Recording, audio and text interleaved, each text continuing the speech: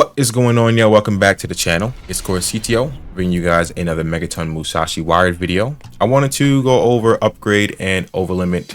Upgrade and overlimit being the two main ways that you will upgrade your battle power on your mech and make yourself stronger to take on the harder difficulty missions in the game.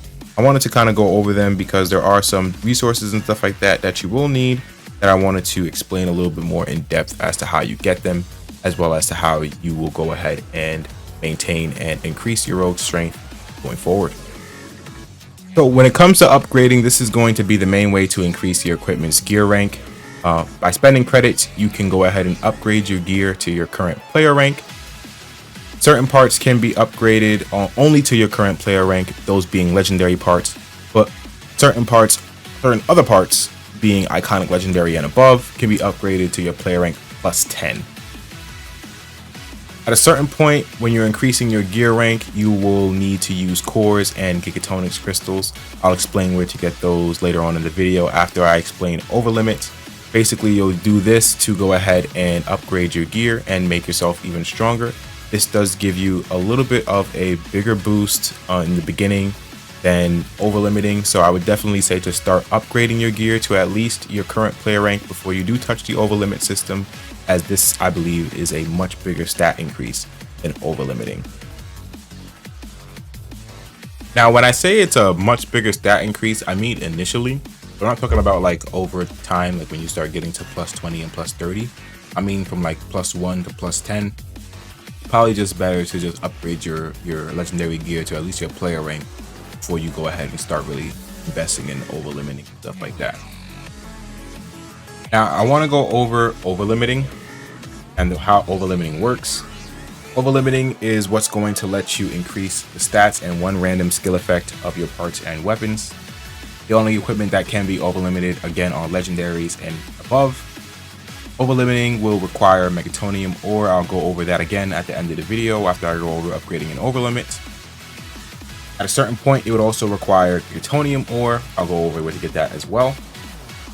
Overlimiting does have a set success rate, and as you increase the gear even further, the lower the rate becomes.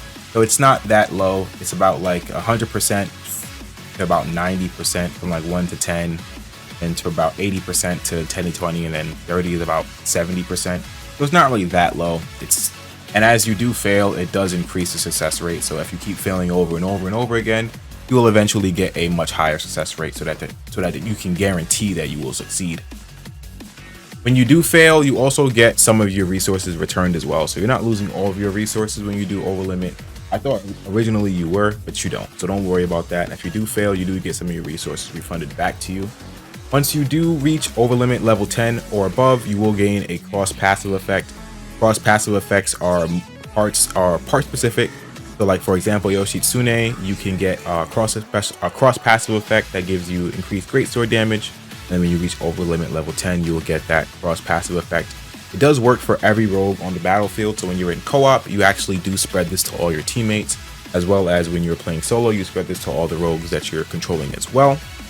You can also transfer overlimit levels to another piece of gear of the same rarity and name using a transfer ore.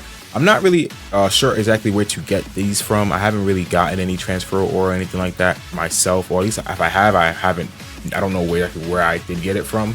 So I'm not really sure exactly where to get this from. I'll probably put in the description where you will get this from once I do figure it out.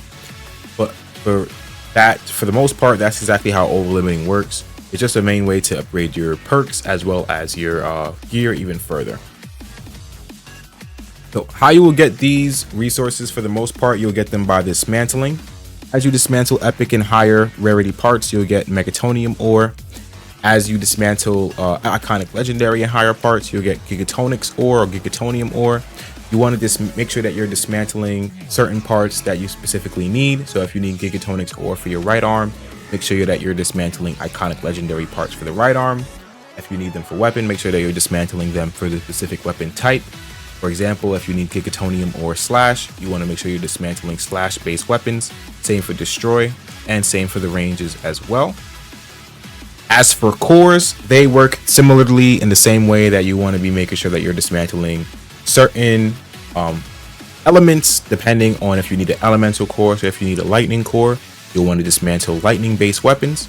If you need a certain core for a certain suit, you want to make sure that you're dismantling that suit itself. So if you need Spartan Wave cores, you want to make sure that you're dismantling Spartan Wave. If you need Armored Gaudia cores, you want to make sure that you're dismantling Armored Gaudia.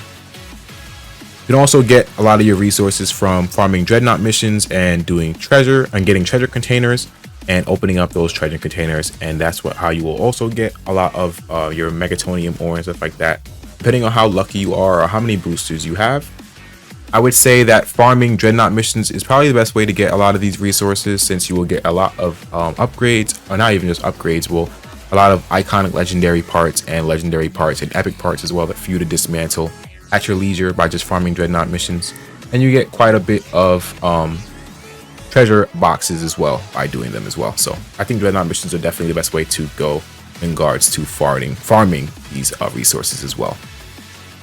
But thank y'all for watching. As always, I definitely do appreciate the love that y'all have been showing for Megaton Musashi. Thank y'all for the likes and support on the recent videos. You guys have actually blown this channel up tremendously. I've actually like doubled my growth over the past couple of weeks thanks to you guys, and it tremendously it does help out the channel, and I definitely do appreciate the love and support that you guys have shown. As for where the channel will go in the future, it will be Gundam Breaker 4, and then any other game that kind of catches my eye in regards to that's dropping. Probably Metaphor Refantasio. I am liking the way that game is looking. But again, thank y'all for watching. Catch you on the next video, and peace.